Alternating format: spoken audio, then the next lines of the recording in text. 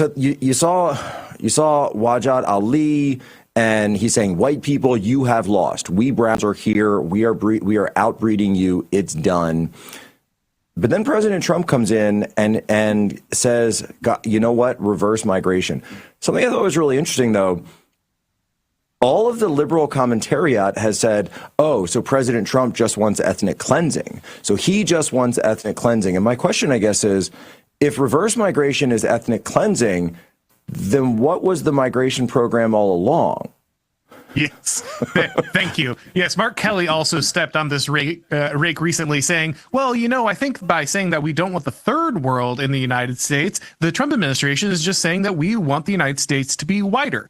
Okay, well, Mark, if we flip that over, what does that mean? Well, it means the opposite. Of course, if you're opening the gates to third world immigration, you are specifically and intentionally encouraging immigration from nations that are not ethnically homogenous with America for this express purpose of reducing the current ethnic makeup of the United States. You are trying to dilute it and break it down. This is not a mistake, especially after the Hart-Celler Act of 1965. We basically threw away the idea that Americans had the right to decide who immigrated into the United States. Instead of Americans selecting populations depending on whether they would be compatible, they shared religion, they shared values, they were productive inside society, they assimilated well. Instead, we had to open the doors to anyone and everyone who wanted to be an American. We couldn't put caps on certain nations, we couldn't favor certain nations, and this has destroyed, of course, the ethnic makeup of the United States. When you look at a concert in California in the 1970s,